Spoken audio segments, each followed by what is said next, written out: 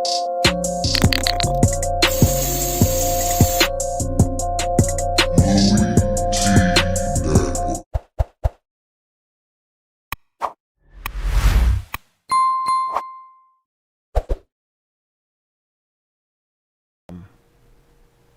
my last video, so I should have checked my mic this video. Had an issue with my mic on the last video I did, and I should have checked my mic this video. I didn't, but it's all good. I appreciate y'all letting me know that you could not hear me. Now you can. And so week 3, one game before we get to week 3, one more game in week 2 to put a cap on what was a really good week of football. A lot of injuries, though, impacting teams. We'll talk about that today. Also, I think we have a greater appreciation for some teams that maybe we slept on coming into the season. I think there is a little bit of clarity being gained right now. It's still early, only 2 games in, small sample size. We get all of that. But at the end of the day, I think you can start to see the wheels turning for some teams and maybe some teams regressing. So we'll get to all of those things and then some on today's show. Going to get straight to the proceedings this evening. Don't have a lot of time to waste, so let's jump right into it. Let me drop this gem on your melon. Open your mind, let your conscience be free. You're now rolling with your man, Louie T-double-E. Let me open you up. Get you thinking a little bit. So, injuries were a big part of week number 2 in the National Football League, as injuries are every single week in the NFL. It's a war of attrition. We talk about this. It's not a sprint, but more of a marathon. And usually the healthiest teams win in this league. And, there were a lot of jokes being made when I talked about Washington's quarterback situation and saying, hey, we've got one of the best situations in the league because we've got depth. And you never want to hear that because you don't want your second quarterback to be just as good as your first quarterback. That probably means your first quarterback isn't worth a damn, which was the case in Washington. But I was thinking to myself, our first quarterback, middle of the road, somewhere in there. And our second quarterback, probably not that far off. He might even be a little bit better than the first quarterback, depending on, what he's able to do if he's given an opportunity or not. Well, we're going to see. Only time will tell as to how good Taylor Heinicke can be. But now you're starting to see other teams being affected at the quarterback position, and you're seeing that drop off that I spoke of, and teams aren't able to handle it. So let's start with the Indianapolis Colts. They were in a hell of a football game with the Los Angeles Rams, giving the Rams everything they could handle in that ball game. The Rams did their best to try to give this thing away. I saw a couple of things, and I've been watching football for every bit of 30 years now, okay? And there aren't many things that I haven't seen on the football field. I saw 2 things that happened in games on Sunday that I've never seen before. Which, anytime I see something brand new, it boggles my mind because you just don't see that. So one of those things is, the up guy that controls the snap on punts. He waves his arms to tell the long snapper to snap the ball to the punter. He controls the snap count, essentially. Well, he didn't get out of the way enough, or the center snapped the ball slightly to the left and hit the up guy with the ball. It goes towards the end zone. It's scooped up by the Colts, and they get a touchdown. I've never seen that before. Like, a guy gets hit with the football. Anyway, they're right there in that ball game are the Indianapolis Colts. The defense gets a stop. They get the ball back to the Colts with a chance to win the football game. Wentz on the previous possession gets his ankle rolled. It's a nasty ankle roll. Like one of those ones where you say, did you just break your damn ankle? Like entire bone touches ground type of roll. Where you're like, sheesh. One of them high ankle sprain things where you're like, yeah, he ain't coming back for a while. We learned today that he sprained both of his ankles in the game, which I'm not shocked. Carson Wentz can never stay healthy. Another guy on this list, well, 2 other guys on this list we'll talk about, they are in the same boat. They can never stay healthy, and that's been the biggest knock on them to this point in their careers. And so Wentz goes down late in that game. They bring in Jacob Eason. He promptly throws an interception, and they lose the game 27-24. So that's a big injury for the Colts. They already got off to an 0-2 start. That division isn't great, so they could have dug themselves out of that hole. But now with this injury and probably having to turn the reins over to Jacob Eason or Sam Ehlinger doesn't put the Colts in a great spot right now. Quarterback Andy Dalton of the Chicago Bears. You know, this is what Bears fans wanted, right? Put in the young fella. Get him in there. Let's see Justin Fields, what he's got. Andy Dalton goes down midway through the second quarter, misses a possession, comes back, tries to play. Right before the half, realizes I can barely move. He could barely get the handoff off. He couldn't protect himself in the pocket. If there was any pressure, he couldn't slide and avoid. They had to get him out of there. Turns out he's got a lower leg injury.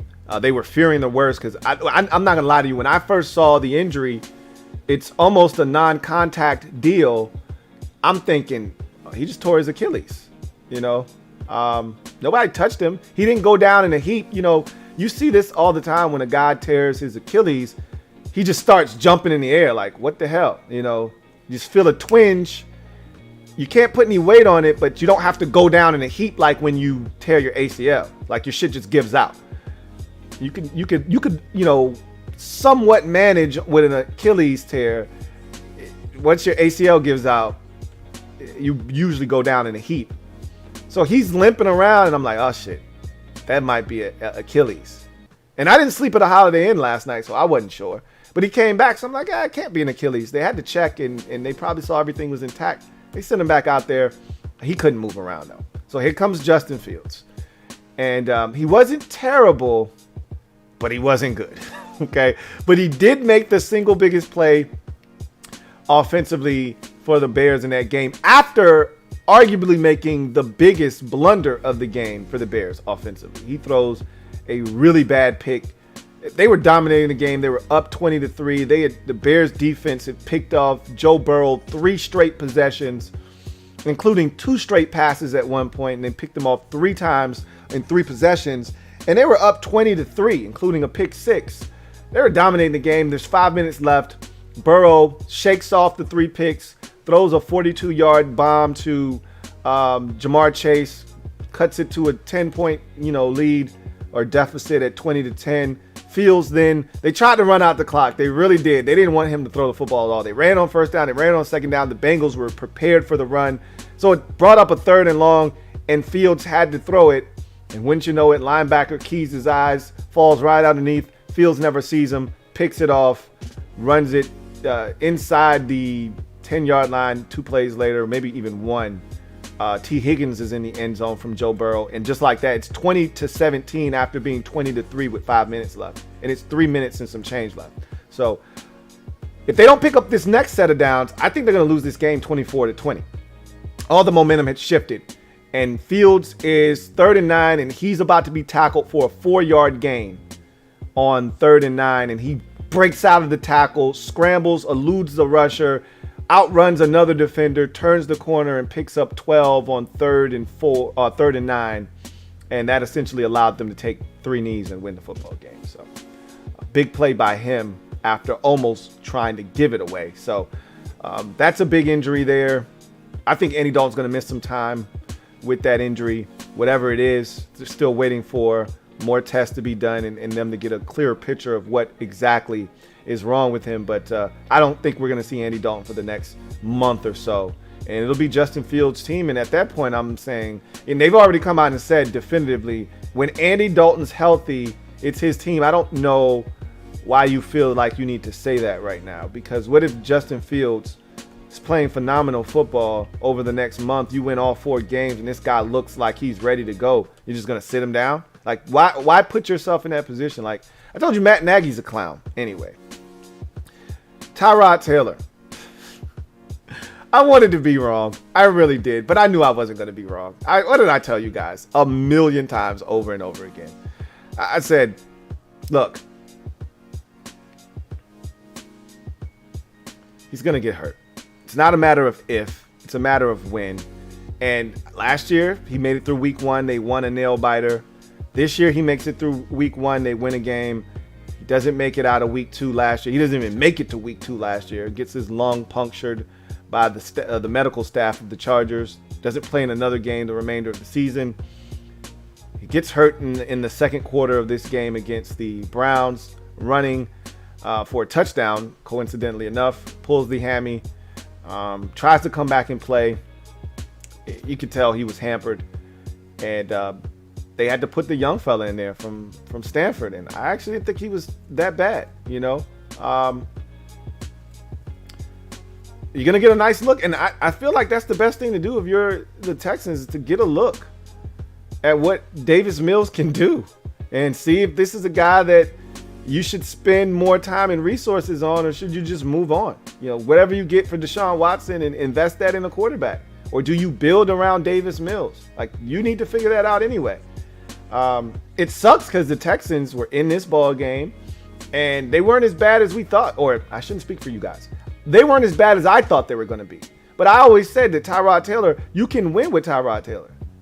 He's just not going to stay healthy, and that's going to ultimately be the undoing of the Texans. Well, here we are, hamstring injury. No telling how long he's going to be out for, but who's surprised? Not I. And it won't be the last time he gets injured this year either. He'll come back, and he'll have something else happen. It'll be an ankle or shoulder or his hamstring again. This isn't the last time Tyrod Taylor's going to get hurt this year. Tua Tagovailoa, another guy that can't stay healthy. This was the knock on him coming out of Alabama, right? Can't stay healthy, which is why I wasn't sold on spending a top 10 pick on this guy as a Washington fan. You know, let alone anybody else needing a quarterback. The talent, undeniable. The health, big time question mark. And here we are again. He was banged up in his rookie season, you know, had different ailments throughout that first year in Miami. I'm going to be wrong about Tua this year because they're saying he's day-to-day with the rib injury. He may not miss a week. I think he will ultimately. He may miss some weeks. He may not miss any time. We'll see. But I don't see how this guy gets through a full season healthy. He seems too fragile to me. Just a guy that is going to find it hard to stay healthy in this league. He's not a big kid.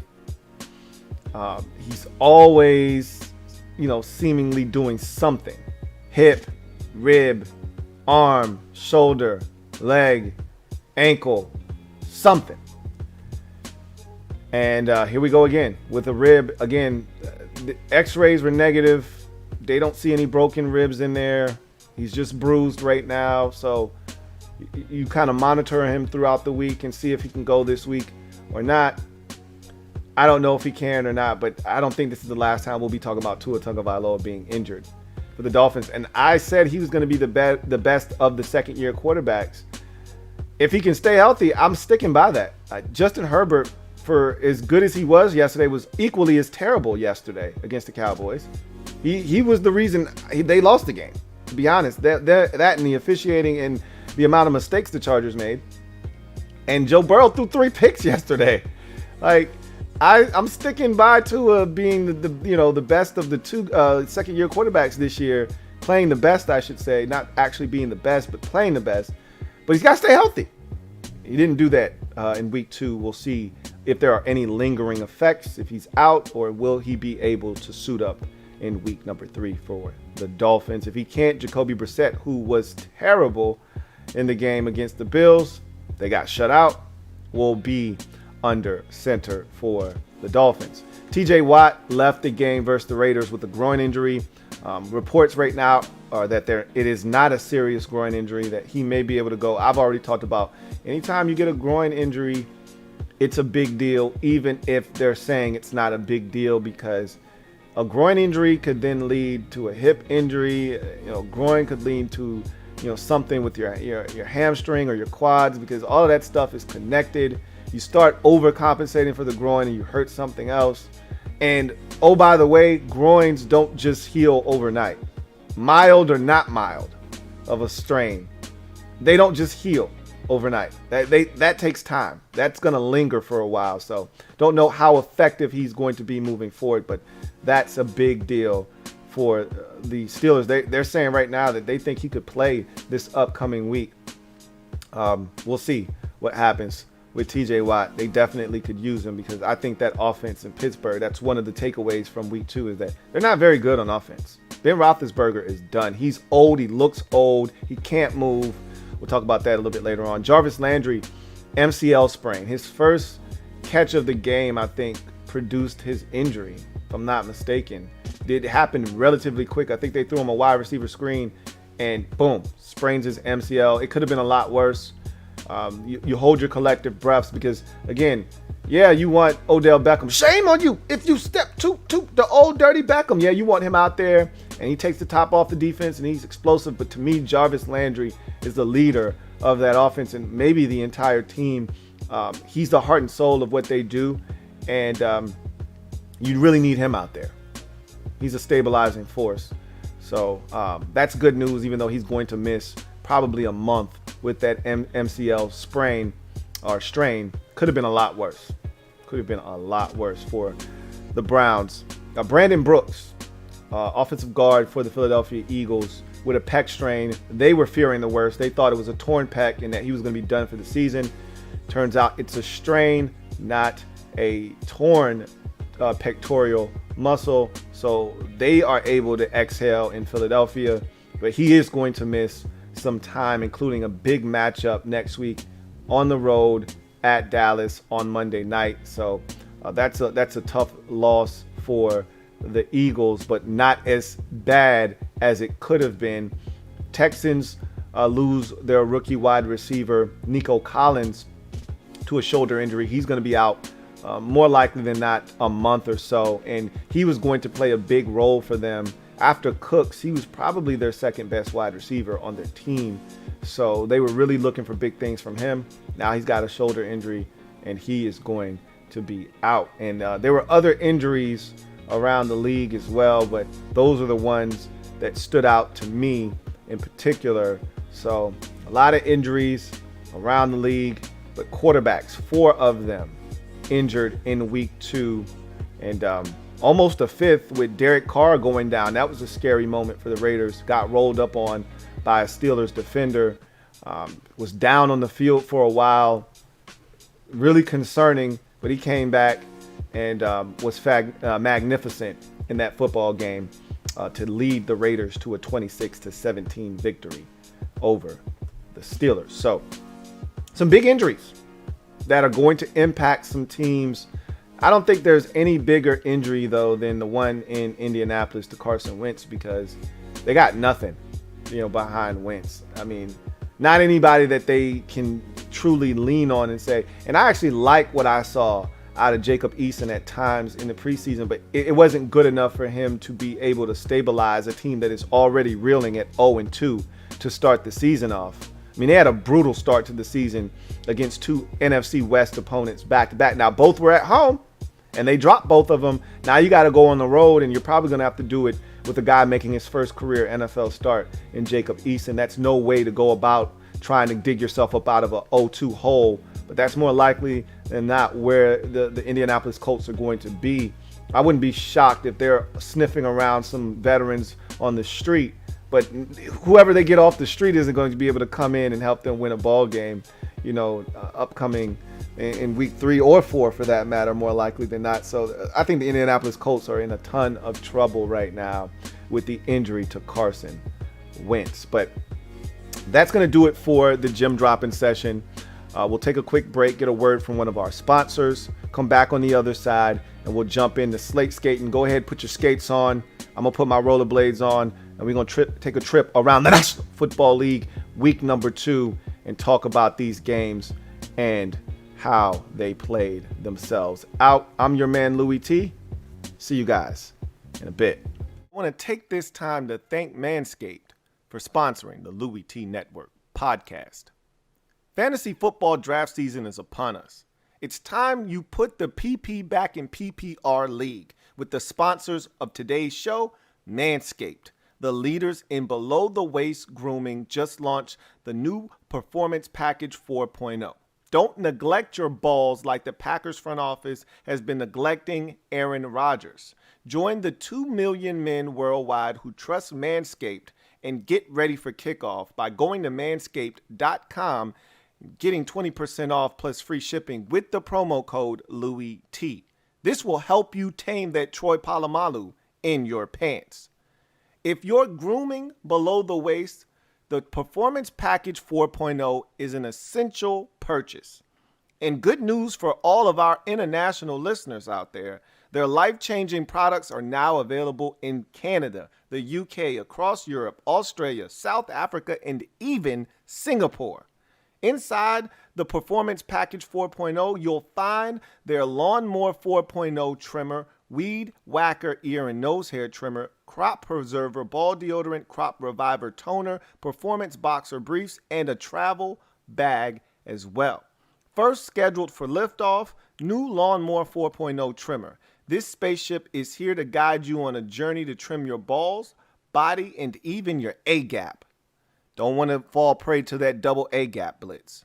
This 4th generation trimmer also features a cutting-edge ceramic blade to reduce grooming accidents thanks to their advanced skin-safe technology. The Lawnmower 4.0 has a 7,000 RPM motor, a new multifunction on and off switch which can engage travel lock and is even waterproof. The Lawnmower 4.0 also has a 4000K LED spotlight which allows you to be as accurate as that clip of Tom Brady playing catch with the jugs machine. The Performance Package 4.0 also includes the Weed Whacker. It's like having Derrick Henry run through those tough nose and ear hairs.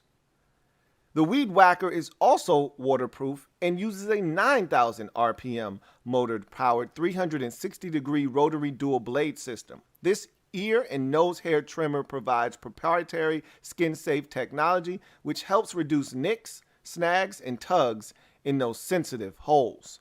Pause. Don't forget to use the Crop Preserver ball deodorant and their Crop Reviver to help your little bench warmers be on their A game while feeling the sun's heat. Manscaped even threw in 2 free gifts to their Performance Package 4.0, the Manscaped Boxers and Shed Travel Bag as well. Get 20% off plus free shipping with the promo code LouieT at Manscaped.com. That's 20% off plus free shipping with the promo code LouieT at Manscaped.com. If your significant other is nagging you about how much time you put in your fantasy team, you might as well gift them some beautiful balls with Manscaped. And trust me when I tell you this, your balls and your significant other will thank you. Welcome back to the 204th installment of the Louie T Network podcast. I, of course, am your set man, Louie T. Thank you for joining me. If you're out there and you haven't already done so, please do me a huge solid. Hit the subscribe button for more great content. Turn on your notification bell so you don't miss a thing. And also hit the like button. Almost 100 of you out there, only 34 likes. We can do so much better. Let's get that number up to 50, then get it up to 75, and then try to approach 100. We can do it if we all just do our part. Do your job, hit the like button. Thank you for your participation in advance. So let's go slate skating. I told you guys to put your skates on. Hopefully you've already got them nice and laced up and you're ready to go. I got my straps gone across. I'm ready to hit the pavement and go much faster than slow. So let's jump into week number 2 in the National Football League. We start with that Bears and Bengals affair. 20-17 was the final score. I kind of gave you some of my thoughts about that football game. It was a rough outing for Joe Burrow. 3 interceptions in that game. Some missed opportunities on the part of the Bengals. They had a big fumble in that game as well that killed the drive. There were opportunities that the Bengals simply failed to take advantage of. They should have won this game. And I'm frustrated because I picked them to win that game, and after Dalton went out, the opportunity was there. The offense was essentially stagnant with Justin Fields at the helm, and the only reason they scored any points offensively in this game was because of the mistakes made by the Bengals offensively. The Bengals gave up a pick six, and great play by Roquan Smith. Joe Burrow never saw him. Literally, he's staring down his receiver, takes Roquan Smith right to the ball, out of the line of vision of Burrow. He jumps right in front of the offering, picks it off, and somebody just tackle him. Roquan Smith, if they tackle him, they may only give up a field goal there, but they let him rumble into the end zone. And that was a big play because at that time, if I'm not mistaken, I think it's a 10-3 ball game. I mean, they are right there in that game, and that busted it open 17-3. Another turnover, interception thrown by Burrow resulted in a field goal. And then the last interception, they didn't give up anything on that one, if I'm not mistaken. But it was rough watching Joe Burrow struggle the way that he did. But I will say, he showed some moxie by bouncing back. You throw 3 interceptions in 3 straight possessions, and you can get down on yourself. But he rallies back, throws a touchdown to Jamar Chase on a deep ball, then comes right back after the interception thrown by Fields about a minute later and gets right back to business, hits T. Higgins on a touchdown, and just like that, you go from 3 straight interceptions and down by 17 with about roughly 5 minutes to go in the game to now, down 3 with about 3.5 left, and you're right back in this ball game. If the defense can get a stop, you got a chance to win this game.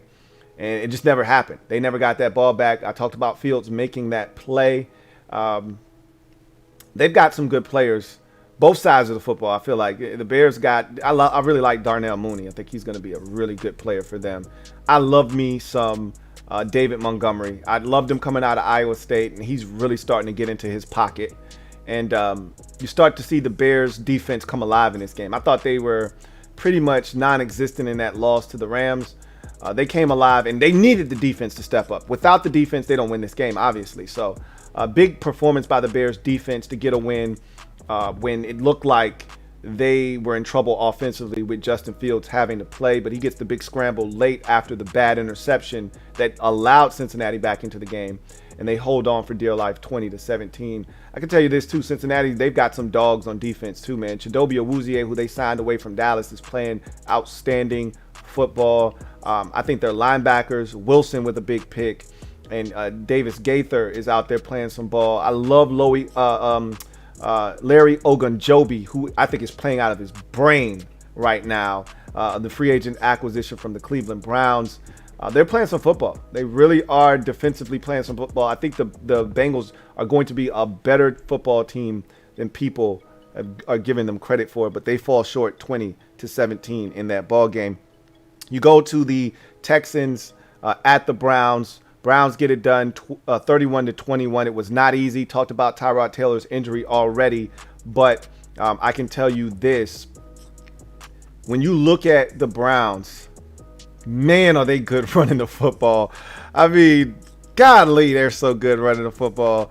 And you know it's coming, and you still can't stop it. Like, late in the game, Texans scratch and claw their way back into this thing.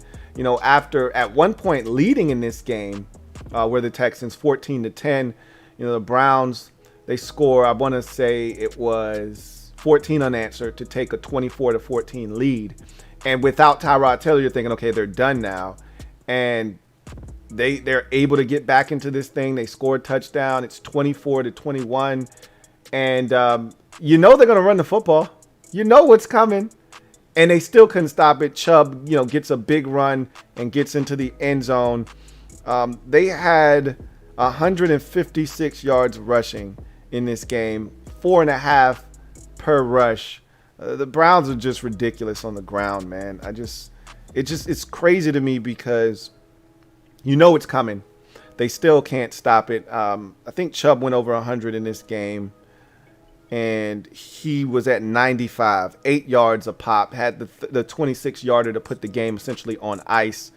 Kareem Hunt, 13 for 51. He's right there at around 4 yards a pop. So, and then they had a guy in there, Demetric Felton, their rookie out of UCLA as a running back. He's essentially taking that Dearness Johnson role now as a return man in the third down, change of pace, kind of that Duke Johnson role if you're going back a little ways. He's phenomenal in that role. Had some big catches, a great catch and run for a touchdown, some big plays in the pass game and as a return man. So he did some really good things, did Demetric Felton. So that's another guy to keep an eye on as well as they continue to use those backs in a multitude of ways.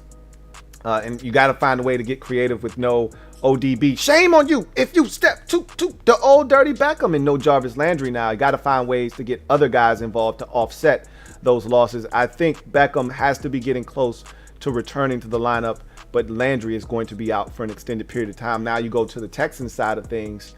I thought Davis Mills came in and actually played well. He was 8 of 18 for 102 yards, did throw a touchdown and an interception in this game. But when you look at the way he played, the 8 of 18, the numbers aren't great. When you watch the way he played, he had a level of poise and moxie to him. I think he's going to be just fine. They're not going to win a lot of games with him at quarterback. He's a rookie. He's going to make mistakes. But they're not going to just get destroyed because he's in there, essentially. So I think they need to find out anyway what this guy can do. You never want to put a guy in there if he's not ready. He didn't strike me as a guy that wasn't ready. Like at times I looked at Justin Fields and I'm like, I don't know if he's ready. He can't even get the shotgun snap right, Ken Fields. I mean, he's literally false starting on the shotgun snap because he's moving his feet. I think he was taking too deep of a drop. He got sacked once or twice, and I'm like, dude, just step up in the damn pocket. You keep drifting, and all of a sudden your tackle, who's thinking he's doing a good job of pushing that edge rusher around the pocket and giving you an opportunity to step up, you're stepping right into a sack. So I think there are some things Justin Fields needs to clean up. I didn't feel that way with Davis Mills, but in any event, too many mistakes by the Texans in this game. You had a Darryl Roberts, or Andre Roberts, muffed punt that ended up resulting in points for the Browns. You had some turnovers, and Davis Mills throws the interception as well. So you're not good enough to make mistakes. Period. End of discussion. Browns get the win. They needed to win this game. They couldn't afford to drop to 0-2, losing to the Texans at home. This game at times was a little too close for comfort, but they were able to turn things around. And I tell you this, man, Reed, he's a ball player, man, for the Texans. There are a couple of dudes where you're like, man, he's on a really bad team, and it's going to be a shame. Most people won't know their name, but he's one of those players where you're like, he's really good. It's unfortunate that a lot of people won't know who he is because he plays for the Texans, but he's really good. Really good. He had an interception to Baker Mayfield in this game as well. You get to the next contest, Rams at the Colts. This was a seesaw affair. The Rams jumped out on top of these boys early. You thought, okay, they about to do them in.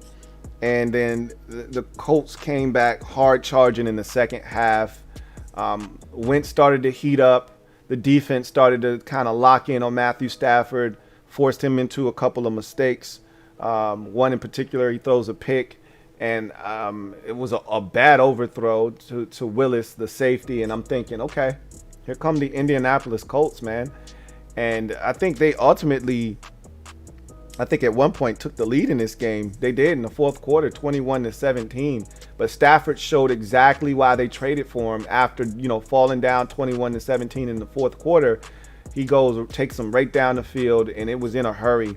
And Cooper Kupp into the end zone just like that. They take the lead, and they did not relinquish it. Now, the Colts did tie the game back up at 24. But again, Stafford showing why they went out and got him, takes them back down the field. They get the field goal, and then you get the interception when Wentz gets injured on a tackle by Aaron Donald outside of the pocket, rolls up his ankle. He can't go back in. And, of course, Jacob Eason quickly comes in, throws a game-clinching interception, and the Rams hold on in this game. Cooper Kupp was fantastic. 9 grabs, 163 yards, 2 touchdowns. They had no answer for him in this game, did the Indianapolis Colts. But again, I felt bad for Wentz because he was playing well in this game. He was doing Carson Wentz things. His favorite move, me and my dad always joke about this with Wentz, he loves to duck. That's his favorite move. His go-to avoid move is to duck. And he ducked under a guy a couple of times, and he was Houdini back there making guys miss. But they eventually caught up to him, and it was not pretty when they finally did. And so now the Colts are 0-2. The Rams survived. They're 2-0. And if I'm not mistaken, they've got the Bucs this week. Yeah, that's going to be big time right there. Rams at home against the Bucs. That should be a dandy of a football game there. Can't wait to watch that. That'll be the must-see game of week number 3. Bills, Dolphins, talked about this one briefly as well. This was an ass-kicking of epic proportions. Obviously 35-0. No one ever wants to be shut out, but you never want to be shut out by a family member. That's embarrassing. At the crib, no less. If you're the Dolphins, it doesn't get much more embarrassing than that. To get beat up by a divisional foe at home and not score a single point and have your starting quarterback knocked out of the game to add injury to insult is as bad as it gets. This was a sloppy game by both teams, to be honest with you. Josh Allen threw an interception. There were fumbles by both teams, interceptions by both teams. At one point, they were trading turnovers. The Bills turned it over, then the Dolphins turned it over, then the Bills turned it over, then the Dolphins turned it over. It felt like it was just this whole never-ending cycle of turnovers by both teams. But at the end of the day, the Bills were the better team going into the game. They were ornery because of the loss at home to the Steelers in week 1, and they showed it. They bounced back in a major way, jumped on top of the Bills, the Dolphins, 14-0 in this game. It stayed that way because of all the turnovers by both teams for a while, and then in the second half, the Bills just ran away and hid with this game. This wasn't the best I've seen from Josh Allen. As a matter of fact, I thought he was actually pretty sloppy with the handles at times in this game, made some ill-advised decisions. But at the end of the day, they weren't going to do anything with Jacoby Brissett. The Bills were never afraid once Tua got injured early in this game. And I've said this, they've got so much talent, do the Dolphins, but if they can't find a way to distribute the football to that talent, and it can't just be a bunch of bubble screens, you got to push the football vertically. If you can't move teams from, packing things in, you're going to find it hard to move the football. And right now, they're just trying to give teams a steady diet of passes underneath. That's just not going to get it done. You got too much speed to not be letting it loose deep and trying to loosen up defenses. But again, I said this last year, they don't have a good enough running back to make teams pay in the run game to really make you respect their ability to run it so that you can get some opportunities for some shots with all the speed that you have at the receiver position by going play action fake. No one's afraid of Myles Gaskin.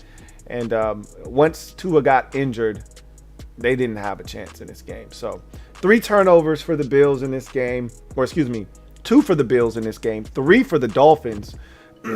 They sacked Dolphins quarterbacks 6 times in this game. The Dolphins were 0 of 5 in the red zone in this game, hence the 0 points. And to make matters worse, they had less than 250 yards of total offense in this game. They were abysmal and dreadful offensively, and it didn't help that defensively, they were put in some tough spots with some of the turnovers, but they weren't good enough there either. They get drubbed at the crib, 35-0, do the Dolphins. Both teams leave this game at 1-1.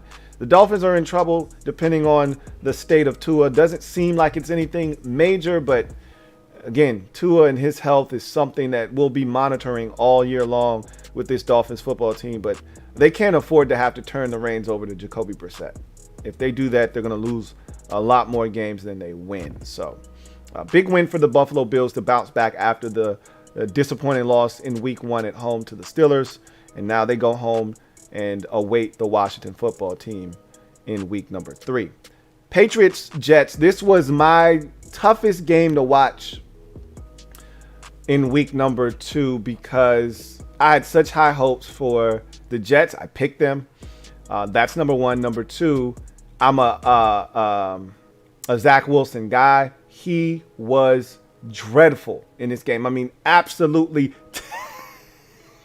terrible in this game. At one point, he had 0 completions and 3 interceptions on 3 passing attempts. 0 of 3 interceptions. That was his stat line at one point. At one point in the game, he had more interceptions than completions for like his first 2 quarters of the game. Like, he was just terrible. And I should have known better. You know, my dad was like, come on, you know better than that. Because I told him I picked the Jets after the fact. And he was like, come on, you know better than that. You know what Belichick does to these young boys. I'm like, yeah, you're right, man. I don't know what the hell I was thinking. In my mind, I was like, I trust Robert Saleh and his defense. And my dad looked at me like, okay, if you say so, I'm going to take Belichick over Robert Saleh with a rookie quarter. And both teams were playing rookies. So I was like, yeah, Saleh's going to take Mac Jones and tear him apart. Okay, sure. Well, how'd that work out for you?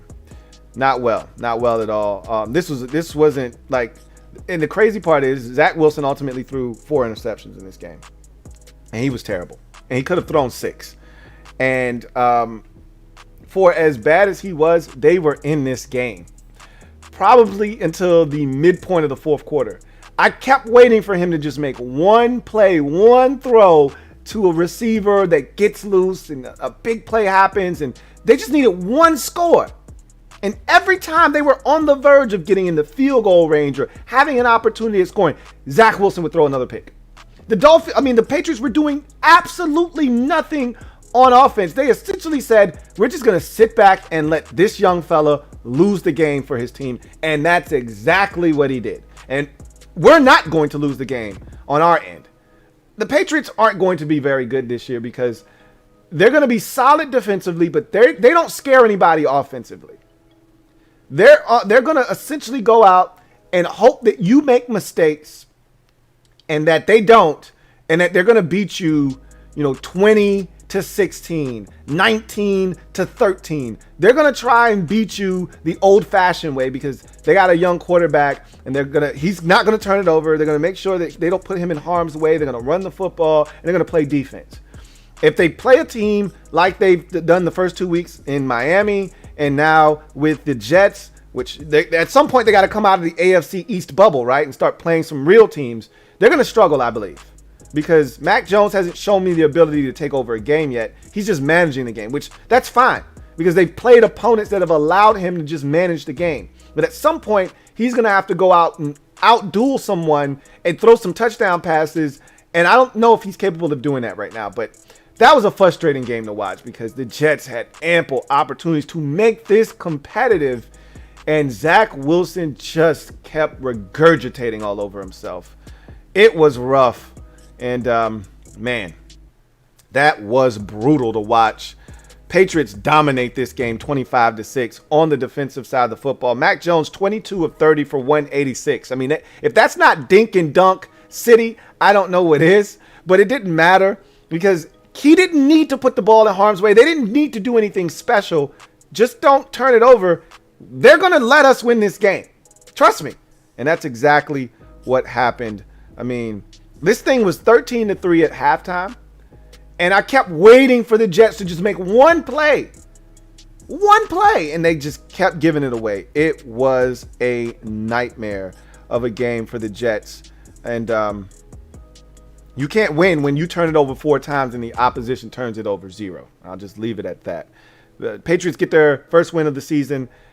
Jets are now 0-2 after the 25-6 loss. Not a great home opener for Zach Wilson, that is for certain. 49ers at the Eagles. This was one that I had circled in week 2 after my boys took care of business on Thursday night. I was watching this game very attentively and wanting to see how the Eagles would respond when everybody, well, their fan base, I won't say everybody, but there's a lot of people out there that were really drinking the Jalen Hurts Kool-Aid and really, really starting to talk about this Eagles team. Oh my God, look at the Eagles. I'm like, wait, hold on. They did just beat the Atlanta Falcons. Like, let's not go overboard with what the Eagles did in week 1. And sure enough, the 49ers did exactly what I thought they would do to the Eagles offense. What I was impressed with from the Eagles standpoint is that the defense was excellent. This was a 49ers offense that a week ago could do no wrong against the Detroit Lions. Jimmy threw it deep, somebody caught it and ran for a touchdown. If they ran the football, that guy was running for a big gain or a touchdown. They could do no wrong last week. They scored 41 points in probably like 3/4 of football, 3/4 of work last week, and then shut it down and almost blew the game. But I said they're going to be able to move the football in this Eagles defense, and the Eagles are going to find it a lot harder to make things happen offensively, and that was the case. At one point, it looked like my dad was joking with me. We were sitting there watching the game, and he was saying, "You know what? How much did they give up last week to the Falcons?" I said 6. He said, "How many are they going to score this week?" And they only had 3, and it was like 3 minutes left in the game. They only had 3 points, and so we got a nice little chuckle out of that. And then eventually, you get a mistake. I forget what happened, but it was a mistake that allowed the Eagles back into the game, and boom, they scored a touchdown.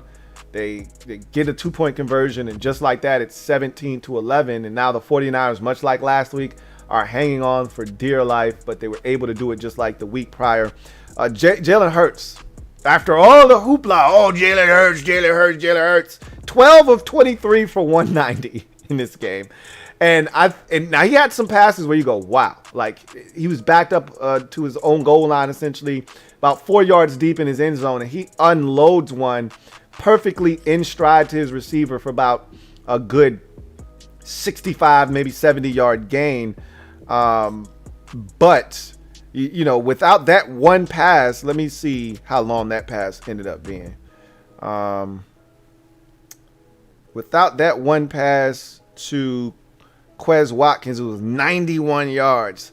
Hurts would have been absolutely ass-tastic. He would have had 99 yards passing in this game without that one throw to Quez Watkins. But you can't do that. You can't take that one throw away. Long story short, Hurts used his legs, 82 yards on 10 rushes. That's going to be the staple for their offense. He's got to be a part of the run game, and I don't think he can beat teams with his arm, and that's why the Eagles have a ceiling on how good they can be.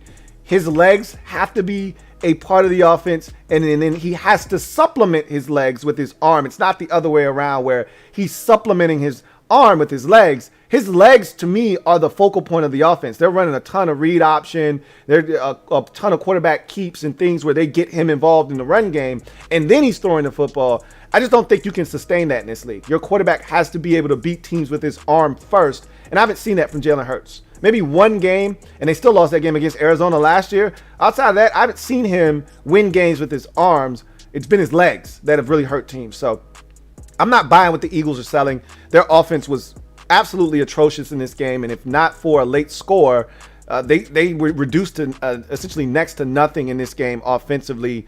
Let's see how many yards they had of total offense. They had 328 total yards of offense in this game. But like I said, a lot of that was via the ground with Jalen Hurts and his legs, and he's a problem with his legs. He had a late run in the game. I think that's what they ultimately did. The 49ers were playing some soft-ass defense, and this guy ran like 40 yards down the sideline. Where the hell is the defense at? But 49ers get the win. It was a scary moment with Trey Sermon down on the ground for a long time late in the ball game, but they were able to hold on late and keep the Eagles at bay. 17-11 is the final score there, and their defense stepped up big time, and they made some timely plays offensively to get the win. Raiders at the Steelers. This was probably the surprise of the day for me, but I've gotten clarity with the Steelers now. They're not a good football team offensively. I think defensively, it's funny because I was talking to my buddy and he was, making excuses for the Steelers. Oh man, they didn't have Joe Hayden and they didn't have this guy. And I was like, okay, you just named 3 defensive dudes. What about their offense? That's the problem right now. It's not the defense. The defense went to Buffalo, stymied the Bills, and they won that game. The offense was atrocious against the Bills. They come home, and I'm thinking this Raiders defense isn't very good. They were better last week in week 1 with Gus Bradley calling the plays, but it's still the Raiders defense. And the Raiders defensively were all over this Steelers offense. The Steelers offensively look a mess. Ben looks old. He can't move. They can't move the football because Ben is under duress. Their offensive line isn't great. The Raiders were all over Ben. The run game has been non-existent to this point. I am really afraid for the Steelers in terms of their offense having sustainability with the way Ben is moving right now. He can't move. He looks old. He doesn't look like Tom Brady or even Phillip Rivers at the end of his career. He looks old. Like he needs to retire. It's a tough watch right now for the Steelers offensively. And I thought Derek Carr and that offense took advantage of, what was probably a banged up, Steelers defense. TJ Watt leaves the game with a groin injury. No excuses, though. Your offense was dreadful, and the Raiders took advantage of some opportunities. Derek Carr, fantastic, 28 of 37 for 382 and 2 touchdowns, including a bomb off his back foot after being rolled up on in the game to Henry Ruggs III for a touchdown that really put this game on ice. 5 catches, 113 for Henry Ruggs in the victory as the Raiders go on the road and win 26-17. The Steelers offensively, I think they're in trouble. I really, really do. Meanwhile, the Raiders, I think they've been the biggest surprise of the early NFL season with wins against 2 AFC North opponents that we thought they could easily have lost to both of them to start the season. They've beaten both of them. I'm looking at the Raiders and I'm saying maybe we were wrong about the Raiders. This defense looks better, and the offense, which I thought was really good last year, is picking right up where it left off. I mean, there was no Josh Jacobs in this game. No problem for the Raiders on offense. As you get to the next game, Saints, Panthers, this was a drubbing, one-sided affair, 26-7. Panthers win this football game. I'm not surprised. I picked the Panthers, and I told you Jameis Winston, same OJ. Thought it was the same OJ Bo. He had a left-handed pass in this game that doinked off of one of his offensive linemen. He threw a bad pick where he's scrambling to his right across his body, throws it up for grabs, it gets picked off. He threw another pick late in the game when the game was pretty much decided. He had 2 interceptions. The offense for the Saints was the worst offensive performance under Sean Payton, I think, ever. I mean, they literally had, I don't know if they even made it to 200 yards of total offense. 128 yards of total offense for the Saints. Now, in their defense, 8 coaches with COVID. They literally played in Jacksonville as a home game. They practiced in Dallas this week, and then they went on the road and played in Charlotte. They're all over the place due to the hurricane. I get it. It's tough. Nobody was making any excuses for them in week 1 when they drubbed the Packers, though. Look, there are so many different things that go into this loss. Don't want to overreact, but I told you Jameis Winston is still Jameis Winston. And that was my overarching theme. Like, I watched that game last week, and I'm like, they protected Jameis from himself, and he still tried to throw a pick, and the officials bailed him out. I said he's still going to turn it over, and he's still going to be Jameis Winston. And sure enough, we got Jameis Winston back in the fold, in the flesh. They were thoroughly dominated. I'm going to just tell you this. Carolina's defense is good. And Matt Rule is a defensive guy. He's conservative. He won't go for it on 4th and 1. He'll punt. He won't go for it from, this 2-yard line, 4th and goal. He'll kick the field goal. That's fine because he trusts his defense. And those boys are flying around. They are vicious. They are nasty. They are physical. And they are fast. And I'm going to tell you right now, the Panthers, they're going to be the second best team in that division when it's all said and done. And I wouldn't be shocked if they beat Tampa one time. If they don't, those are going to be some really intense close ball games because they're going to get after Tom Brady's ass, and they're going to hit him early, hit him often, and those are going to be some fun games to watch. The Panthers dominate this game 26-7. Christian McCaffrey, man, is he good. And Sam Darnold, he did some funky things in this game, where you go, oh shit, there's Sam being Sam, but he's able to control it enough within the confines of what they're doing defensively. That's going to be a scary Panthers team, I think. They're going to be better. And I said this already, but I still wasn't buying their stock because I think they're 1 year away. They might be better than I think people think this year. And I've said that already, but they may even be better than I thought. And I thought they were actually going to be pretty solid. So Denver at Jacksonville. I don't need to really spend too much time on this game. This was one of the more boring games of week number 2. Denver went in there and did what they were supposed to do. It wasn't pretty, but this is what I expect from Teddy Bridgewater. They were down early in this game. Lawrence makes a beautiful throw on the opening possession of the game for a touchdown to Marvin Jones. They're up 7-0. And then Denver just chipped away. After that, they limited Jacksonville to next to nothing. They picked off Trevor Lawrence twice, did the Broncos. They hit him a ton of times. Von Miller getting involved, like always. For the second straight week, Jacksonville receivers and tight ends aren't helping out Trevor Lawrence with drop passes, and they're just making it that much harder for a young guy to see some results and to get into a rhythm. When you drop a pass on a bootleg on 2nd and 10 and there's nobody in front of you and you're going to run for about 15 and reset the sticks, that's tough for a young quarterback to see. Nobody's trying to help this guy out. But with that said, Lawrence, another multi-interception game. He had 3 last week, 2 more this week. Only 118 yards passing. Denver might have the best defense in football, though. So I would be lying to you if I told you that I was shocked. Teddy Bridgewater, another phenomenal passing day. Last week, I think he was 26 of 32 for like 280. This week, 26 of 34 for 328 and 2 touchdowns. One of my favorite receivers in the league, Cortland Sutton, was unconscious in this game. 9 catches, $159. They had 0 answers for him in that Jacksonville Jaguars secondary. And like I said, they just chipped away. And eventually they ran and hid with this game. They never were threatened. Once they took the lead from Jacksonville, I think it was either early stages of the third, late second quarter, they weren't threatened by them at that point. They knew they had this game. And by the fourth quarter, I think they had taken 23-3 lead. They were never in danger in this game. 20-3, 23-3, something like that. And so they're 2-0 are the Broncos, and the Jaguars are 0-2. They might be the worst team in football this year. I think that might be what happened. And you can see Urban struggling over there. Urban is struggling with every drop. They had a missed extra point in this game, I believe. A missed field goal in this game. Like with every mistake, they pan over to Herb. He drops that head. He's struggling, man. He can't deal with this shit. This is not what he's used to. I don't know how much he's going to be able to stand before he's like, man, I'm getting the hell out of here. Anyway, Minnesota at Arizona was the game of the day.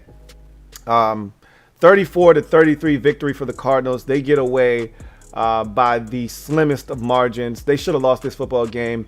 For the life of me, if you're a Vikings fan, it's got to be brutal with what you've dealt with the field goal kicking game the last, probably going all the way back to 2015 when you lost a playoff game. I think it was in 15 with a field goal kick from chip shot range and you miss in the playoffs against Seattle.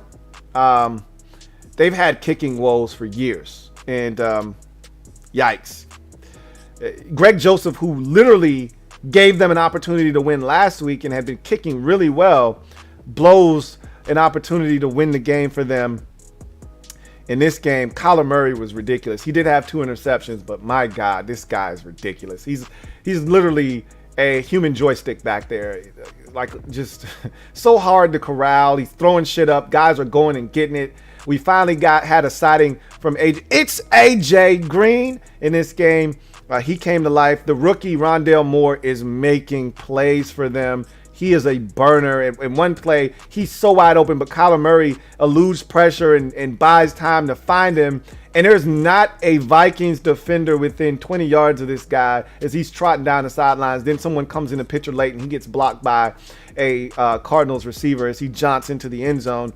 This was a crazy game. And at one point, the Vikings were up 20-7. They missed the extra point, which again speaks to you lose the game by 1, you miss an extra point, you miss a field goal. These are the things that kill the Vikings every single year, it seems like clockwork. And so they're up 20-7. They're dominating. They come out hot. Kirk Cousins is smoking. They're moving the football in this Cardinals defense. All the stuff we were talking about last week with Chandler Jones and 5 sacks and this and that. This defense is nasty. They were getting their asses shredded by the Vikings offensively. And then in a blink of an eye, Murray, boom, and just like that, he ran for 1, he threw for 1, and just like that, it's 21-20. And I'm like, man, this game is crazy. And they were going back and forth. The Vikings would score, then the Cardinals would score, and then it looked like the Cardinals were going to take control of this game, and the Vikings rallied back, and then they take the lead, and then the Vikings give it up late, and then you're like, okay, they got a shot, and they go down, and they get in the field goal range, and he misses the kick. Oh my God, Dalvin Cook was fantastic in this game. Kirk Cousins was outstanding in this game. But the biggest issue with the Cardinals for me right now is defensively, they're inconsistent. It looks just like the team last year to me. Even though Chandler Jones is ridiculous, they added J.J. Watt. They're still inconsistent defensively. They were outstanding last week, and we saw that last year. There were games where they were lights out, and then they'd come home, and like they did last year in a similar game to Miami, they give up 34 and they lose to the Dolphins last year. This felt like that kind of game. Like they were going to lose this game, but they found a way to win it. And maybe that's the difference between this year and last year. You know, we talk about this all the time in the NFL. It's a fine line in this league between winning and losing, between being 10-6 and 6-10. And maybe they're going to be on the right side of some of these bounces this year and end up 11-6 and make the postseason this year. But that defense has to be better. I mean, they were getting shredded. I bet you they had over 400 yards of total offense, did the Vikings in this game. 419, and the Cardinals had 474 themselves. But I don't expect a lot of the Minnesota Vikings defense this year. I've already told you, I don't think they're going to be good. And when I say that, 8-9, somewhere in there, is going to be their final record. They're not a terrible team. They're just not good enough to beat good teams. And this is another one of those situations where you say, you can't give up what they gave up in this game. And they didn't turn it over. They didn't make any real mistakes other than in the kicking game. Missed an extra point, missed a field goal. You lose the ball game by 1. That's brutal if you're the Minnesota Vikings. Big win for the Cardinals as they hang on 34-33. What a thrilling game. Kyler Murray right now, again, like last year, getting off to an MVP type of start to the season despite the 2 interceptions. Falcons at Bucks. The score is misleading here. 48-25 finish. This thing at one point was 28-25 in the fourth quarter. This felt like the Raiders game last year with the Bucks. I think that was a 27-24 game. And then the Buccaneers exploded for like 21 points in the fourth quarter and won that game like 48-24 or something like that. That's essentially what happened here. This thing was, I mean, Matt Ryan and that bunch, Cordero Patterson had himself a whale of a ball game. You're watching this thing and you're saying, man, the Falcons are hanging in there. You know, my sister's a Falcons fan, so she just wanted to keep it close. They were doing that. They were in the ball game. They're getting stops after starting slow defensively. Gronk, what a beast he is. And I was having a conversation with one of my best friends is a Buccaneers fan, and he's like, who has the best hands in the league? And I'm like, DeAndre Hopkins. But I tell you who's a close second, Gronk. And he's like, that's what I was trying to tell everybody. Gronk's got the best hands. I'm like, he don't drop shit. And he 2 more touchdown catches for him in this game. But they slowed down that Bucs offense after a hot start. They looked like they were going to score 60 in this game when it first started. But then the Falcons slowed them down. It's family business. You know how this goes. So you knew they were eventually going to slow them down, and they did. And they slowly chipped away at that lead. And next thing you know, they were trailing like, 28-13. And then it was 28 to I think it got to like, I think it was 28-10. Then it was 28-17. Then it was 28-23. They score a touchdown. They go for 2. They get it. It's 28-25. I'm like, oh, shit. I was like, hey, look, I like that this is a good game, but don't get carried away. I picked the Buccaneers as my survivor pool pick. Don't piss me off now. And, of course, the Buccaneers, they answered, scored a touchdown. Then the defense took over. 2 pick sixes of Matt Ryan, both by Mike Edwards, to put this thing away in the fourth quarter as the Buccaneers roll 48-25. The Falcons, I will say this, night and day difference between week 1 and week 2's performance. They're still not a good team, but at least they look like they had a pulse in this game. They looked dead in week 1. They fought in this game. For the Bucs, if they can score like they've scored the first 2 weeks, and again, they barely got by Dallas, but they put up 48 again. And I think my guy Reese said this is 10 straight games of 30 or more, or 14 or some crazy number where they've scored 30 or more points in a victory. If they continue to score like this, I find it hard to believe that their defense they're going to beat you in a shootout more likely than not. And they continue to prove that week in, week out. But if you can slow them down just a bit, and the key is always, as it's always been throughout Brady's career, you have to get to Brady. If you can get to Brady, I think you got a chance to beat the Bucs. If you can't get to Brady, you're going to find it tough because they've just got too many playmakers. They got too many playmakers, and that defense is opportunistic.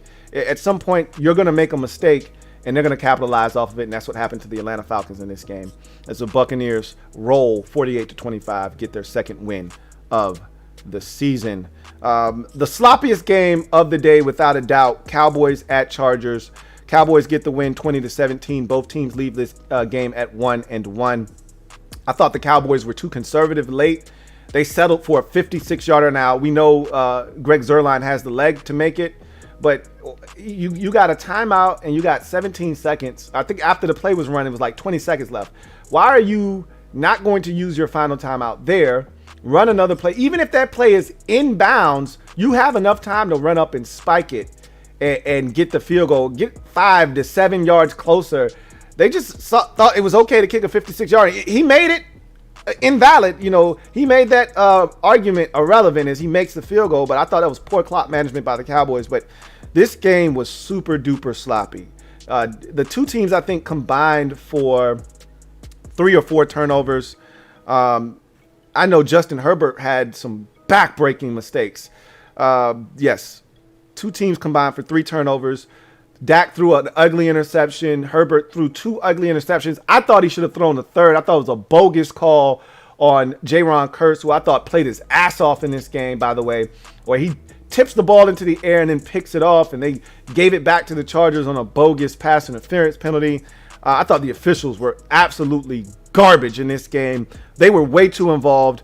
12 penalties on the Chargers, 8 for the Cowboys in this game, a total of 20 penalties between the two teams, and these were some costly penalties. I thought Justin Herbert was outstanding in his ability to distribute, but I thought he was equally as bad in protecting the football and having situational awareness. He throws an interception in the end zone on an opportunity to get some points. I thought he was just terrible in this game, to be honest with you.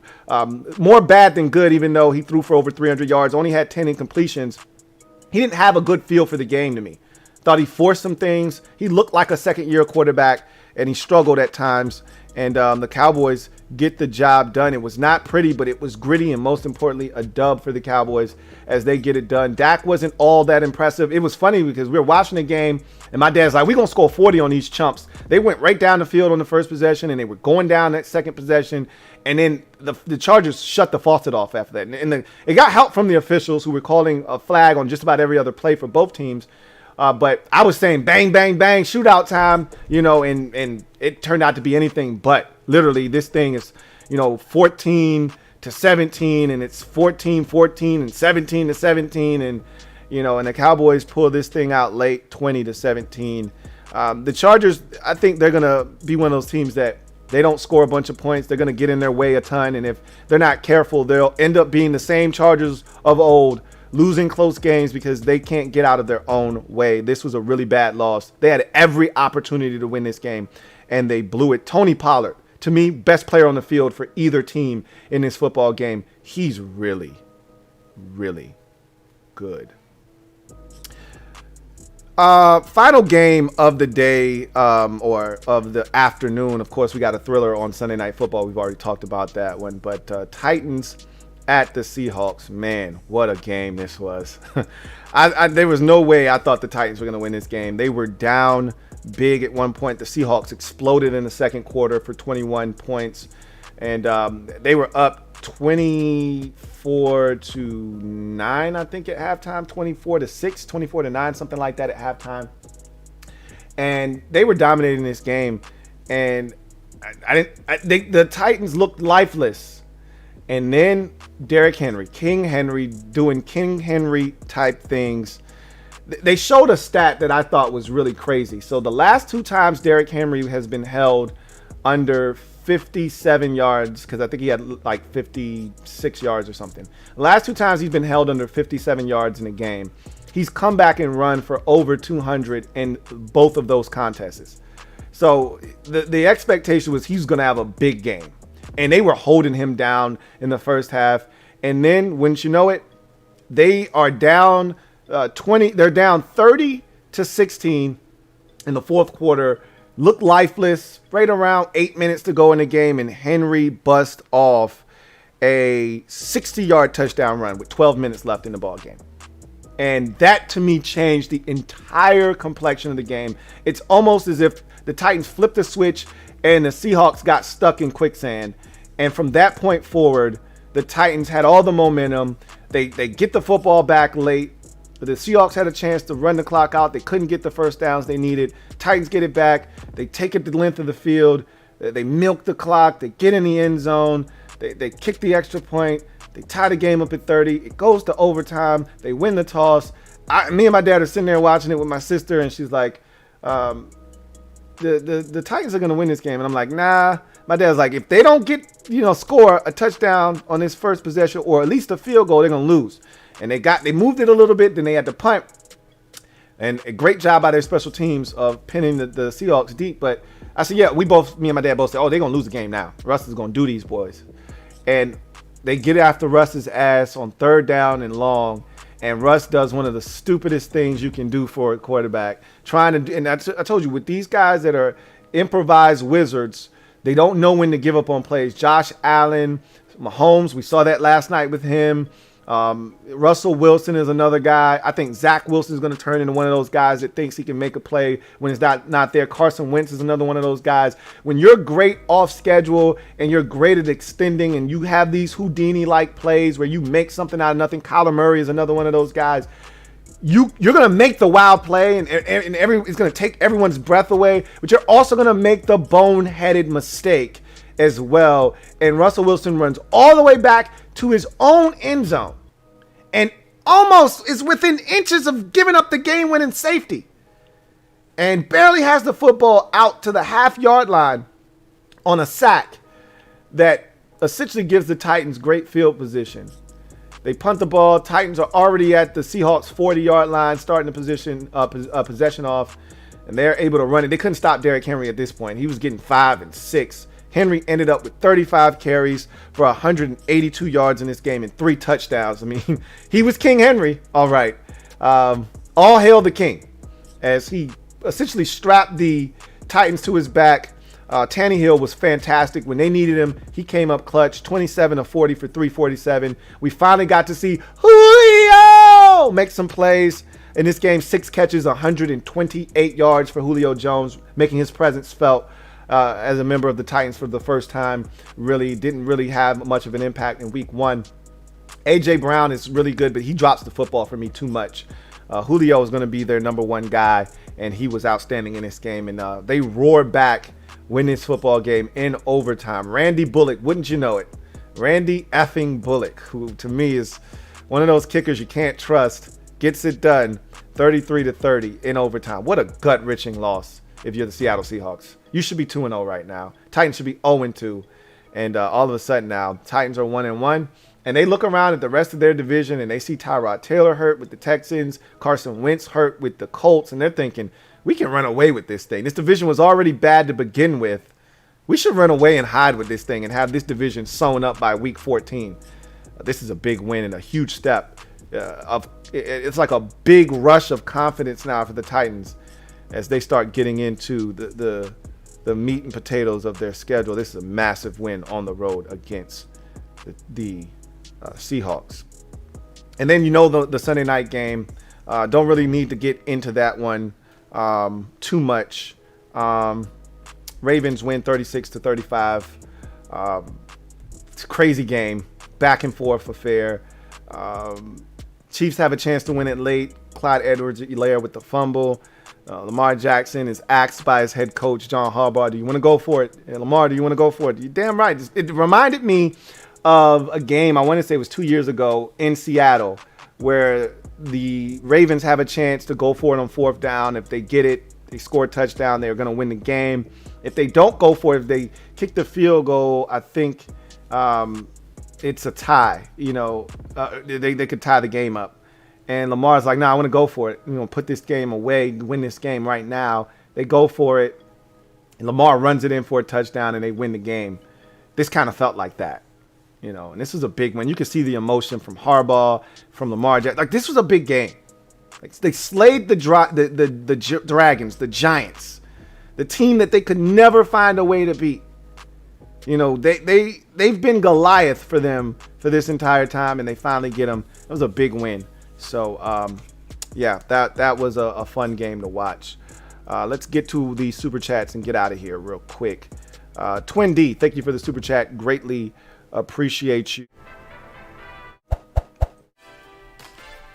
who writes, for a fascinating listen, Washington football team fans should check out the last 30 minutes of Bad Dogs live stream versus the Giants. Interesting to hear what the outcome they expected versus how the game turned out. Yeah, go check that out. I know I checked out a little bit of Bad Dog stuff over, the last couple of days just to hear how they were reacting to the loss. Thank you for that super chat, Twin D. Captain Spartan 04, thank you for the super chat. Greatly appreciate you. Who writes, TJ Watt at 20% is still impactful. Offensively, we need to commit to the run. Only 10 attempts for Najee. Be better on first down and bench right tackle Chooks. I mean, I don't know how effective you were in the run game. It didn't seem like he was getting a lot of space to operate. Maybe you wear him down. I mean, Najee 10 for 38. I mean, 3.8 a carry. I mean, that doesn't really move me. Had that been 10 for 52, you're like, yeah, no, he's getting chunks and they're just not going to him. But it didn't feel like he was really getting. But maybe he gets into a rhythm and maybe the run game starts to really have an effect. Captain Spartan 04, thank you for the super chat. Greatly appreciate you. Double up. Thank you for doubling up. Who writes, don't overrate Carr. 4 starters out and versus Ravens hurt. Carr's good. You can say what you want. You can make any excuse you want, but you got to go out there and still do what he did, and he did it. I've seen quarterbacks go up against bad offenses or defenses, I should say, and banged up teams and not do what Derek Carr is doing right now. He's playing at a high level. A lot of people like to shit on Derek Carr. You sound like you're one of them, and that's fine. You don't have to love Derek Carr, but when credit needs to be given and props due, you got to give it up, and he got it done, and he was himself not 100% after being rolled up on and still made some plays yesterday. Vincent Cole, thank you for the super chat. Greatly appreciate you. Who writes, this L against the Titans stings. Yes, it does. That's a big loss. You were dominating that game. You're up 14 in the fourth quarter at home. That's not something we are accustomed to seeing the Seahawks do, is give up a double-digit lead at the crib in the fourth quarter. That's not something I'm used to seeing the Seahawks do. That's a tough, bitter pill to swallow. Vincent Coe, thank you for the super chat. Greatly appreciate you. Double up. Thank you for doubling up, Vincent Coe, who writes, when's the last time the Jets were actually legit? You probably got to go all the way back to 2015. They didn't make the playoffs, but they won 10 games with Ryan Fitzpatrick at quarterback. That's probably the last time the Jets were half decent. They've been really bad ever since. Captain Spartan 04, thank you for the super chat. Greatly appreciate you. Captain Spartan 04 writes, Ben can move, just not past the line of scrimmage. Still shrug defenders. Ben needs to retire, but because we need someone to take blame, credit others, and not blame coaches. Ben's done, man. He's cooked.